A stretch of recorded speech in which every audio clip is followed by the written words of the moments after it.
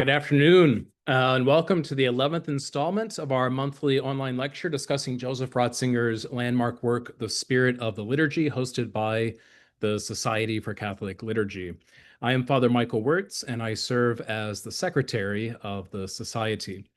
A reminder that today's lecture is being recorded. We will not hold a Q&A session after today's talk. However, these online lectures serve in part to prepare us for our upcoming 2025 annual conference, which will be held at the Catholic University of America in Washington, D.C. this September 24th through the 26th. The conference is titled The Spirit of the Liturgy, the Liturgical Legacy of Joseph Ratzinger-Benedict XVI.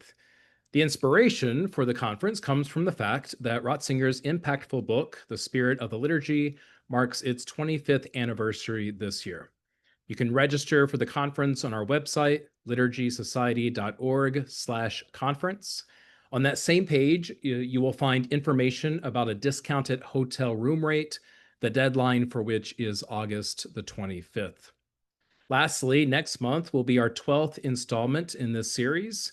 Mark your calendars for Thursday, September the 4th at 4 p.m. Eastern, when yours truly will speak on the final chapter of The Spirit of the Liturgy entitled The Body and the Liturgy.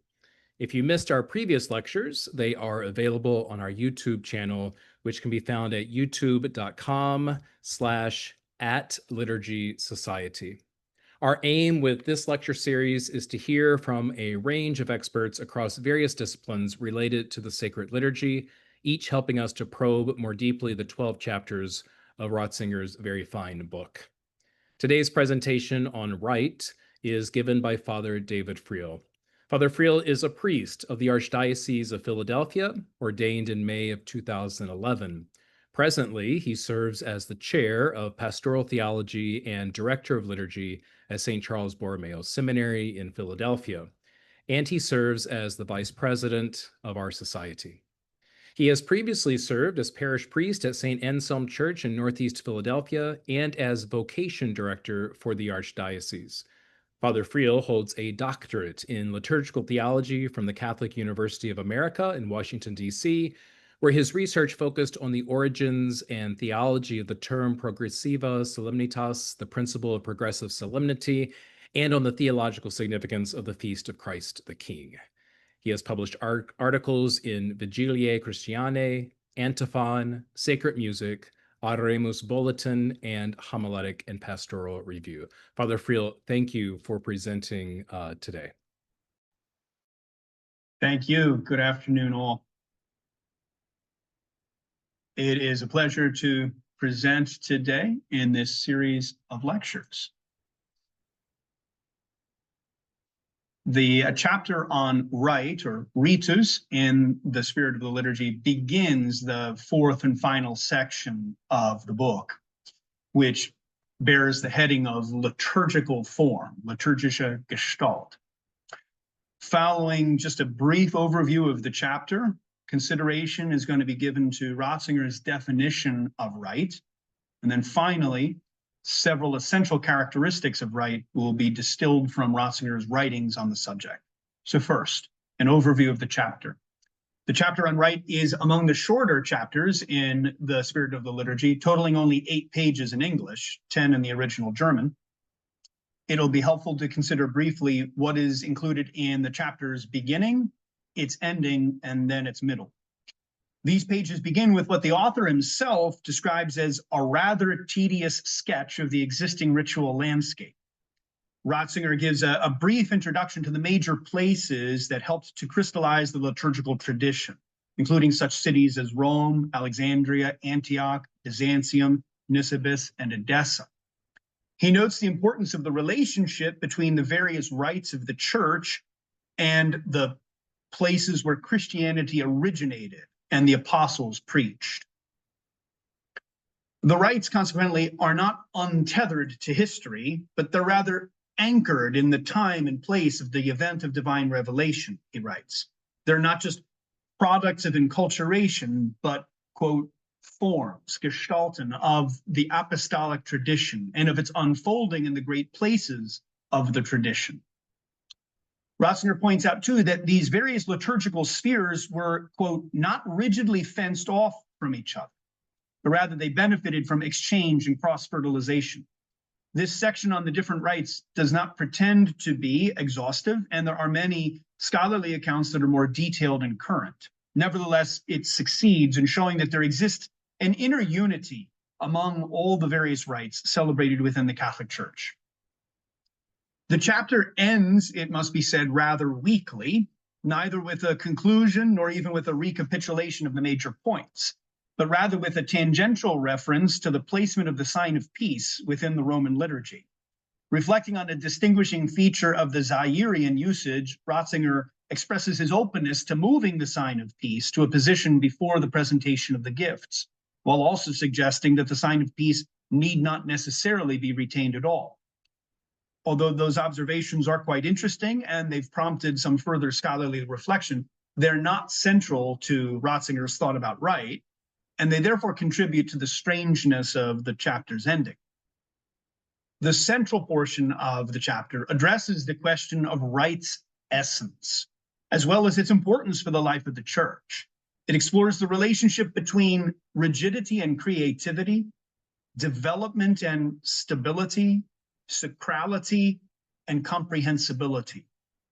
These ideas are at once a real contribution, as well as an amalgamation of thoughts developed in earlier and later writings by Ratzinger.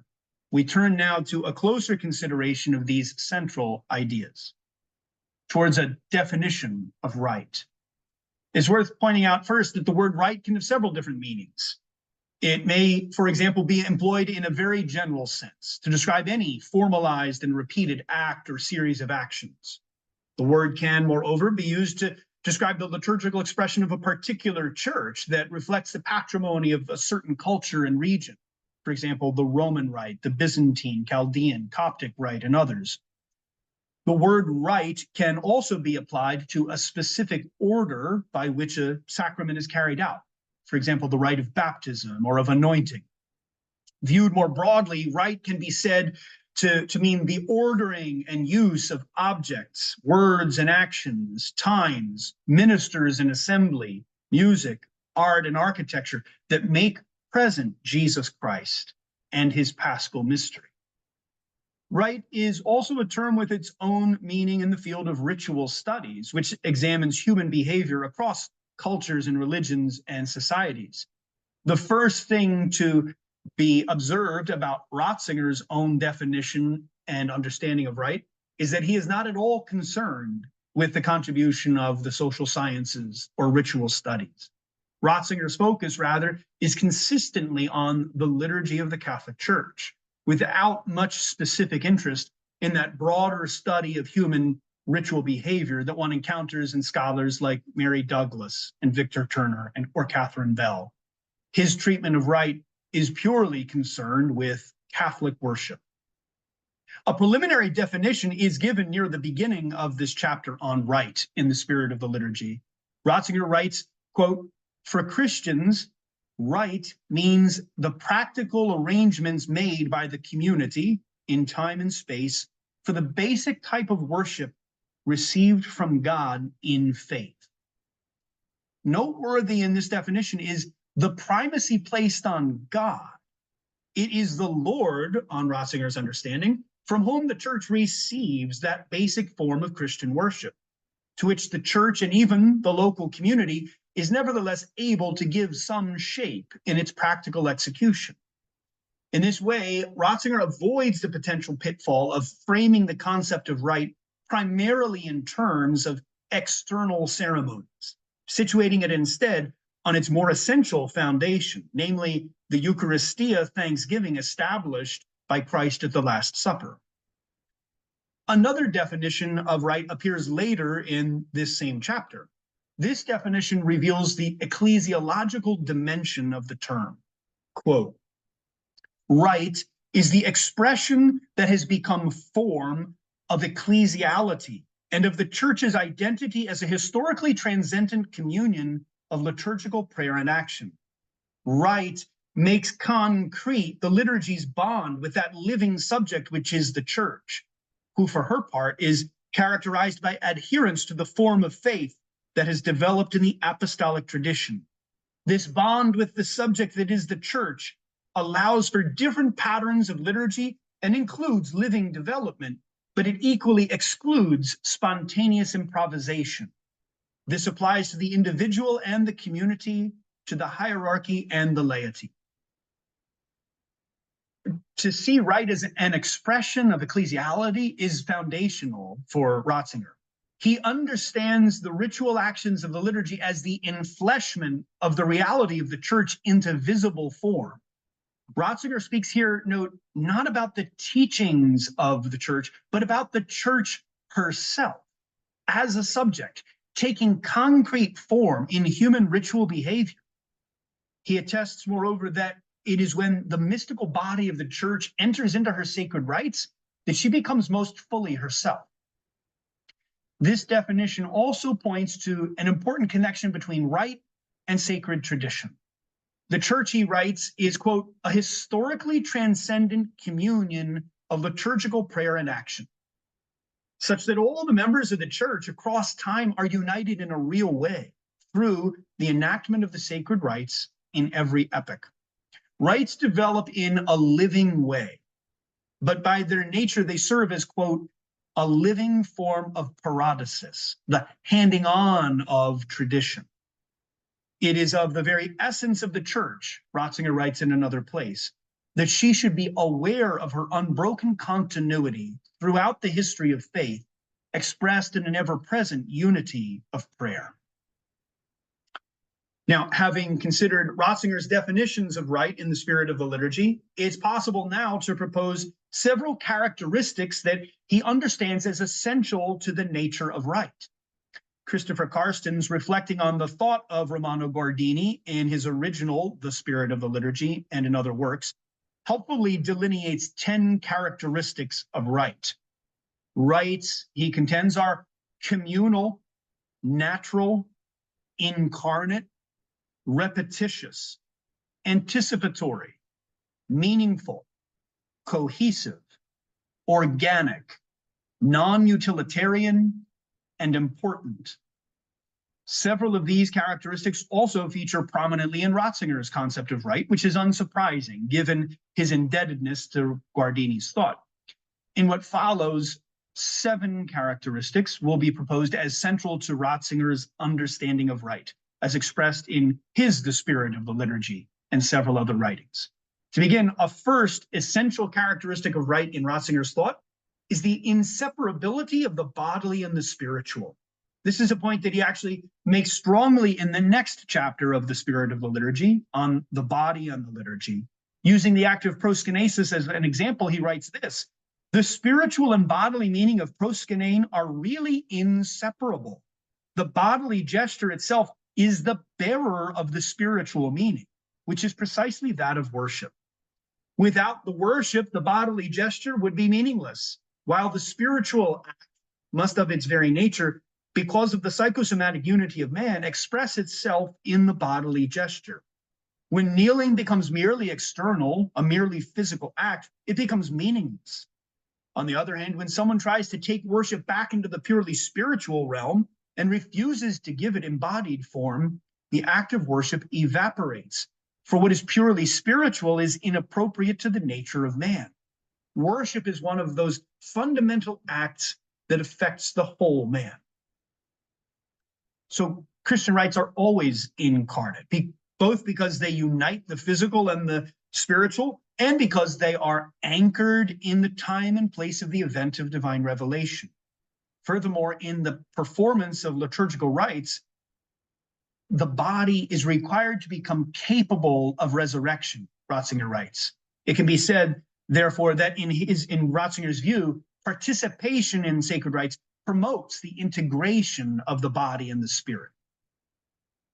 A second key aspect for Ratzinger is that rite, in its purest form, eludes control. He admires the Eastern expression divine liturgy, since it expresses well, quote, the liturgy's independence from human control. Liturgy, he believes, quote, lives precisely from what is beyond manipulation. Now, this is true even with respect to the authority of the Roman pontiff, a point to which Ratzinger held quite firmly, both before and during his own papacy. Echoing the words of the Catechism of the Catholic Church, he observes that the Pope's authority is bound to the tradition of faith, and that also applies to the liturgy. It is not manufactured by the authorities. Even the Pope, he says, can only be a humble servant of its lawful development and abiding integrity and identity. Ratzinger laments that, quote, after the Second Vatican Council, the impression arose that the Pope really could do anything in liturgical matters. It is, however, part of the essence of a rite that it eludes control, whether that be the control of a pope or of a priest or of a parishioner. For Ratzinger, liturgical rites do not sit before us as on a workbench, subject to our power. Rather, they stand apart, demanding that we fulfill our role as ministers and servants who are then recipients of the rite's power. Closely related is the authoritative quality of rite, our third point. Ratzinger writes that, quote, the authority of the liturgy can certainly be compared to that of the great confessions of faith of the early church. By respecting the liturgical rites as possessing the same authority as the creedal symbols of faith, Ratzinger underscores the closeness of the relationship between rite and sacred tradition. For Ratzinger, the development of Christian rites is something guided by the Holy Spirit, to the same degree as the doctrinal formulae of the councils. His vision of rite is as an authoritative category is undoubtedly what underlies his persistent concern for the correct way to celebrate the liturgy. Man, he writes, is always looking for the right way of honoring God, for a form of prayer and common worship that pleases God and is appropriate to his nature. Elsewhere, he writes about, quote, the right way to celebrate the liturgy, the liturgy's inner demands and form, and its inner structural logic. As early as 1981, Ratzinger wrote that, quote, concern for the proper form of worship is not peripheral, but central to our concern for man himself. The proper form of worship is central, not peripheral, precisely because it is the bearer of an immense authority with the power to convey truth. Like the ancient creeds by which we profess our faith, liturgical rites for Ratzinger are authoritative and must therefore be right, correct, and proper. For this reason, he says, quote, there can be no question of creating totally new rites, end quote, any more than it would be possible to compose a new creed entirely separate from those handed on to us since ancient times. A fourth characteristic of rite drawn from Ratzinger's thought is sacrality. In an address to the priests of Rome at the very end of his papacy, Pope Benedict reflected on the tendency toward desacralization or rationalization of the liturgy. After the Second Vatican Council, he explains, quote, there was a tendency, not without a certain historical basis, to say sacrality is a pagan thing, perhaps also a thing of the Old Testament. In the New Testament, it matters only that Christ died outside, that is, outside the gates in the profane world. Sacrality must therefore be abolished, and profanity now spreads to worship. Worship is no longer worship, but a community act with communal participation, participation understood as activity. Ratzinger describes this viewpoint as a trivialization of the council's true idea and argues that a certain sacrality is actually native to the idea of rite. Engaging in a rite draws one out of the quotidian and into something fuller. Thus, for Ratzinger, it is not a goal to be achieved that liturgical rites should be strictly rational. As he writes elsewhere, quote, not all the developments of a living thing have to be logical in accordance with a rationalistic or historical standard. For Ratzinger, liturgical rites should be logical in the sense that they unite us with the divine logos, but they need not be rational in the sense that every element should be immediately capable of apprehension. Rites should possess a sacrality, an otherness, that invites us to go beyond ourselves, even if the rites remain not perfectly comprehensible. Fifthly, among the most significant characteristics of rite for Ratzinger is that it should be a living form of tradition. As he explains, the rite, that form of celebration and prayer which has ripened in the faith and the life of the church, is a condensed form of living tradition, in which the sphere using that rite expresses the whole of its faith and its prayer. And thus, at the same time, the fellowship of generations, one with another, becomes something we can experience. Fellowship with the people who pray before us and after us. Thus, the rite is something of benefit that is given to the church, a living form of paradosis, the handing on of tradition. Father Uwe Michael Lang describes this passage as a theological definition of rite. The same themes are stated a bit more succinctly in the Spirit of the Liturgy, where Ratzinger holds that, quote, rites are forms, gestalten, of the apostolic tradition and of its unfolding in the great places of the tradition. Rites, he argues, should not be understood principally as products of enculturation, however much they may have incorporated elements from different cultures. In Ratzinger's view, the primacy is not placed on the adaptation of rites, but on the unfolding of the apostolic tradition. Although liturgical rites are certainly influenced by the cultures that surround and use them, the primary task of rites is not to be shaped, but to shape. This understanding accords well with the double movement of enculturation, wherein primacy is placed upon the church's preaching of the gospel, over and above the secondary reality by which the church may assimilate some aspects of local cultures. Said another way, in the two-step process of enculturation, the Christianization of the culture holds priority over the localization of the liturgy.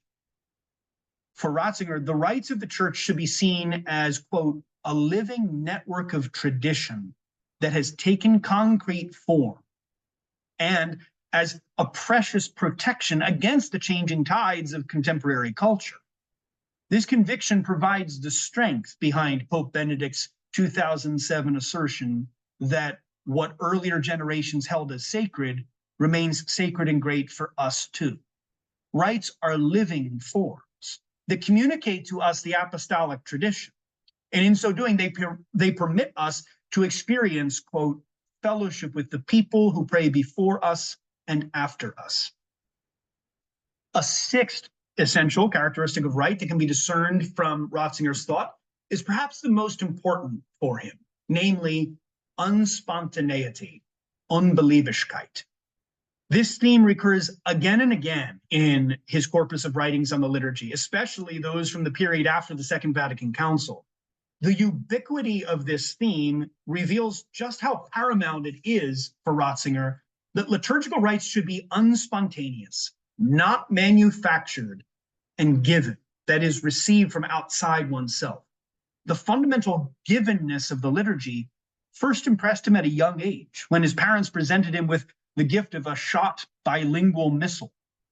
Through this gift, he writes in his memoirs, it was becoming more and more clear to me that here I was encountering a reality that no one had simply thought up, a reality that no official authority or great individual had created. This mysterious fabric of texts and actions had grown from the faith of the church over the centuries. It bore the whole weight of history within itself, and yet at the same time, it was much more than the product of human history. It is important for Ratzinger that the rites are created neither by those who enact them in a particular community, nor by experts in a laboratory. In this chapter on rite, he observes that, quote, the great forms of rite embrace many cultures. They elude control by any individual, local community, or regional church. Unspontaneity is of their essence. Ratzinger also expresses his disappointment that following the Second Vatican Council, quote, The idea of the givenness of the liturgy, the fact that one cannot do with it what one wills, faded from the public consciousness of the West. Respect for that significance of rite excludes spontaneous improvisation, he says, since this type of creativity has the potential to destroy the unity of the liturgy, or even to bring about, quote, a widespread dissolution of the rite.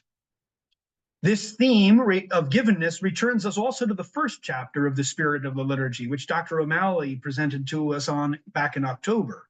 There, Ratzinger argues that the non-arbitrary, given not made character of sacred rites is evident even in the history of Israel and the Exodus.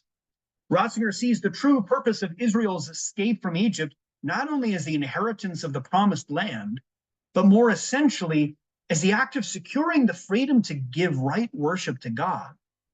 The Lord reveals through Moses' attempts at negotiation that the cult he desires is not one that Israel will fashion for itself. Ratzinger concludes, therefore, that, quote, man himself cannot simply make worship. If God does not reveal himself, man is clutching empty space. Or as he states in A New Song for the Lord, liturgy is God's work or it does not exist at all. This, for Ratzinger, constitutes a fundamental law of all liturgy, namely that, quote, real liturgy implies that God responds and reveals how we can worship him. In any form, liturgy includes some kind of institution. It cannot spring from imagination, our own creativity. Then it would remain just a cry in the dark or mere self-affirmation. Liturgy is not a matter of what you please. Worship that is not first received from the Lord runs the risk of becoming, quote, a festival of self-affirmation, a circle closed in on itself, self-seeking worship, a kind of banal self-gratification.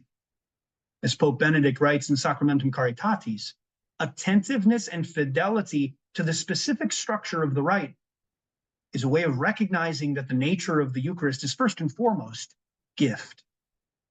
Ratzinger's concern for the unspontaneity of the liturgy finds beautiful expression, ironically, in a spontaneous response he gave to a question he was asked during a 2006 gathering with priests of the Diocese of Albano.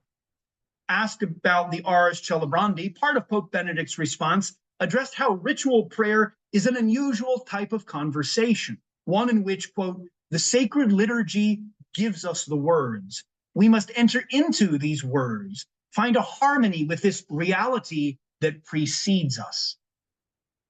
Participation in the liturgy gives us the opportunity, he explains, quote, to enter with our mens into the vox of the church. We thus transform our I in this way, by entering into the we of the church, enriching and enlarging this I, praying with the church, with the words of the church, truly being in conversation with God. Through this linguistic analogy, Pope Benedict portrays the rites of the church as something that is not arbitrary, but something that precedes us. Mariusz Belinowitz points out that this insistence on the givenness of the liturgy reflects Ratzinger's Augustinian theological roots. For Ratzinger, as for Augustine, man would be incapable of approaching God had God not approached us first, nor would man be capable of giving something to God had God not given us everything first. Additionally, Eamon Duffy sees the givenness of the liturgy as a key point of convergence between Ratzinger and Guardini, both of whom would agree that, quote, the power of the tradition to mediate to us the divine is derived from the fact that we experience that tradition as a given, something which is in the first place the self-giving of God, a participation in the worship of the incarnate Logos, directed to the Father in the Spirit, and secondarily, the distillation of the church's age-old encounter with that Lord. Duffy further says that for Ratzinger, quote, self-made liturgy is an abomination, and indeed a contradiction in terms.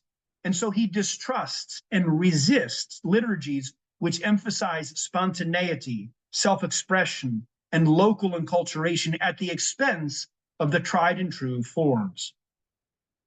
Still more, this point unites Ratzinger with Aidan Kavanaugh, who shares the same intuition regarding unspontaneity as an essential characteristic of Rite. As Kavanaugh observes, Rite is sustained by rote and obedience far more than by restless creativity. And obedience is a subordinate part of the larger virtue of justice, while creativity is not. Creativity of the spontaneous me variety condemns rite and symbol to lingering deaths by trivialization, bemusing those who would communicate by rite and symbol to a point where they finally wander away in search of something which appears to be more stable and power-laden. It is clear that Ratzinger is not alone in perceiving unspontaneity as a significant dimension of rite. By his repeated return to this theme, however, Ratzinger distinguishes himself as one of its chief proponents. Finally, a seventh essential characteristic of rite that may be observed in the thought of Ratzinger is stability, or homeness. The problem of ritual change has been studied extensively in the field of ritual studies. Although Ratzinger does not directly engage with this body of scholarship, he would be in agreement with many of the insights it offers. The crux of this problem is that rituals by nature give the impression of being solid and unchanging. Their timelessness upholds their legitimacy.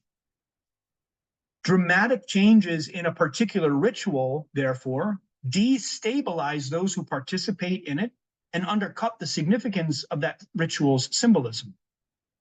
Uwe Michael Lang summarizes the problem well, quote, "It is the stability that makes the rite, even when it allows for carefully integrated exceptions.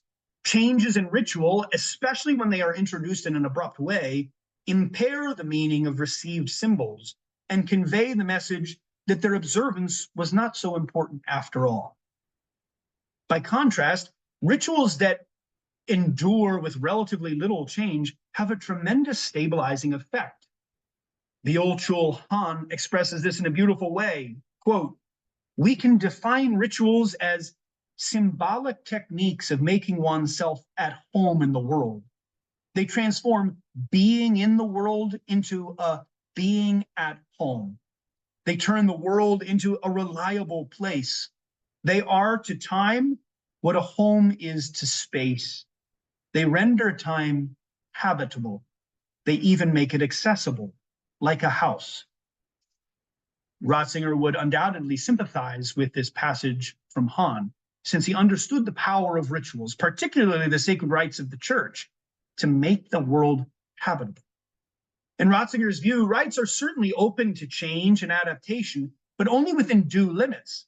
Ritual change poses at least two distinct difficulties. First, there is the problem of changing the rites too often, which causes instability and makes the church a less habitable space for Christian prayer.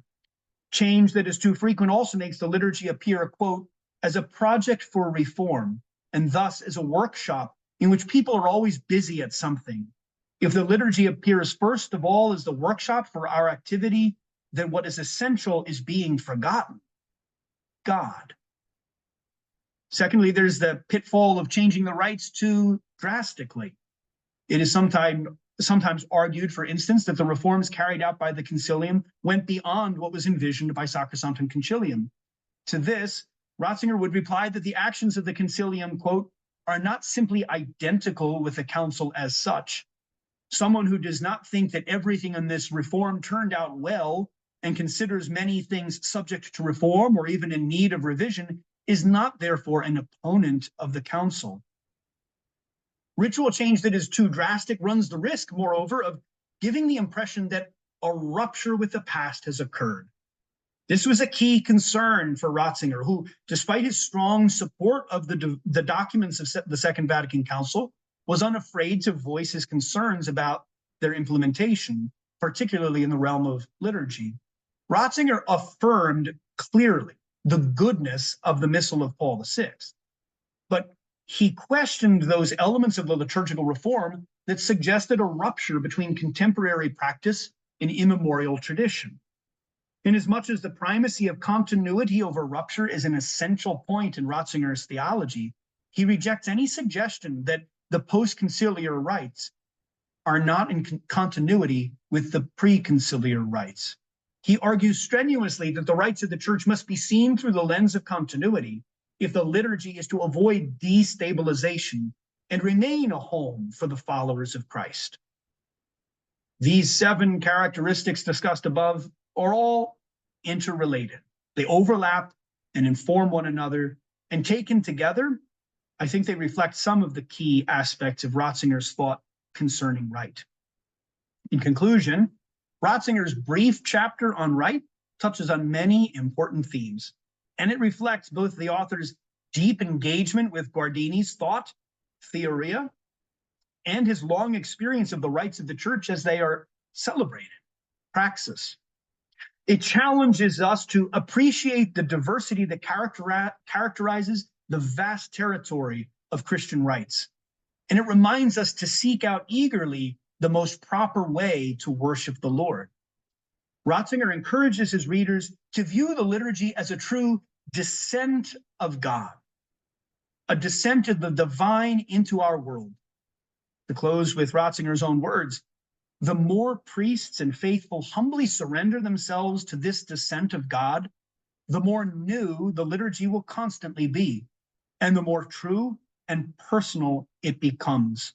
Yes, the liturgy becomes personal, true, and new, not through tomfoolery and banal experience with the words, but through a courageous entry into the great reality that through the rite is always ahead of us and can never quite be overtaken. Thank you. Father Friel, thank you so very much. On behalf of the Board of Directors and the entire Society for Catholic Liturgy, I want to thank Father Friel for his very fine lecture this afternoon on such an important piece of writing. As a reminder, these monthly lectures on the spirit of the liturgy lead up to our annual conference on the liturgical legacy of Joseph Ratzinger-Benedict XVI, to be held this September. Conference registration is open and access to discounted hotel rooms expire on August the 25th. Please visit the website of the Society for Catholic Liturgy, liturgysociety.org, for information about the conference and about membership in our society. Please do join us for the next online lecture at 4 p.m. Eastern on Thursday, September the 4th, when I will address Ratzinger's chapter entitled The Body and the Liturgy. Thank you so very much, and God bless.